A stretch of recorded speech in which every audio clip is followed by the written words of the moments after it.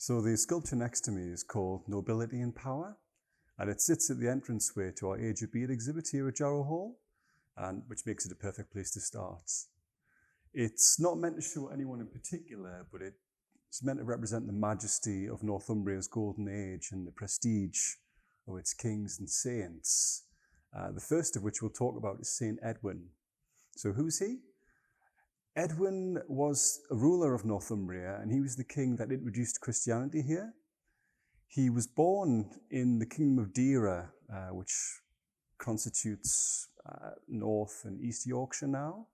And he's a fascinating figure for a number of reasons, but one which has always impressed historians is that he's the first person in the English-speaking world about whom we can attempt a full biography. I mean, yes, there are older figures whose names we know, but we know Edwin's story from start to finish, and his existence is rooted in fact rather than myth or legend. So as I say, he was born in Deira in about the year 586, and his father was Allah, king of Deira. And normally, Edwin might have expected to lead a pleasant youth and adolescence before succeeding his father as king. But his fortunes took a sudden reversal when Athelfrith, the king of neighbouring Bernicia to the north, seized control of Deira from Edwin's father and forced him into exile. And Bede tells us that afterwards, Edwin wandered secretly as a fugitive, living in many different places for over many years, always trying to keep one step ahead of the spies and assassins of Athelfrith. But eventually, with help, he was able to defeat Athelfrith and return to Northumbria, where he became king not just of Deira, but Bernicia as well, making him the second ruler of the whole of Northumbria.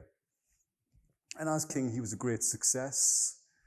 Bede tells us that eventually he was acknowledged as Bretwalda, or over-king, by the other rulers of Britain. But what makes him a saint? Well, when he was getting ready to marry for the second time, Edwin decided that he wanted to marry a princess from Kent. Now, Kent was the first Anglo-Saxon kingdom to accept Christianity after St. Augustine's arrival in 597. And the king of Kent, Eadbald, was willing to let Edwin marry his sister, Athelberg, but he had a few conditions. She had to be allowed to bring Christian priests up to Northumbria with her. They had to be allowed to preach and convert the locals.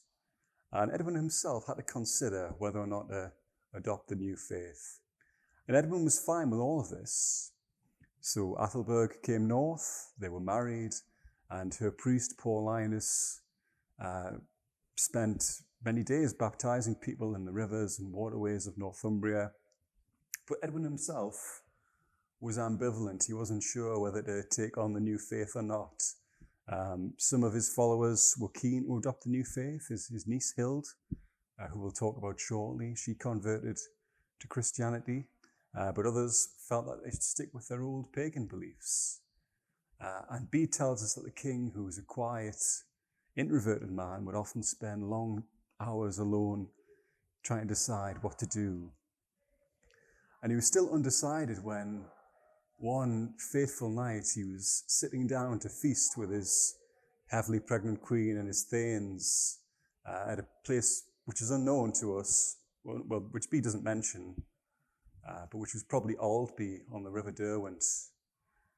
And a visitor arrived from Wessex, and this emissary called Eomer was an assassin. And Bede tells us that within the folds of his cloak he had hidden a long two-edged dagger coated with poison. And as he was delivering his message to the king, he drew the weapon and lunged. And Edwin would have died if not for one of his thanes, Lilla, who saw the danger and threw himself in the way, taking the blow for the king. But Eomer's weapon went straight through poor Lilla and still managed to pierce Edwin, who fell back injured. And as the king fell away, the hall descended into uproar as his thanes and Yesith's companions fell on the attacker and hewed him to bits. And the stress of this event caused Athelberg to go into early labour. So during that long night, Edwin survived his wound. The Queen gave birth to a healthy daughter. And after taking revenge on the West Saxons in battle, Edwin, perhaps considering all these events, felt that he had been the recipient of divine grace, that the Christian God had protected him and carried him through these trials. And no doubt the Queen's priests were quick to promote this belief. So he converted to Christianity. But not long afterwards, at the height of his powers, Edwin suffered a sudden reversal when the Britons under Cadwallon, allied with Penda of Mercia, invaded Northumbria and brought the king to battle on the southern reaches of his kingdom at a place Bede calls Hatfield. And there Edwin was slain with his eldest son, Osfrith, and Cadwallon went on to ravage Northumbria until the arrival of the next saint that we'll talk about, which is St. Oswald.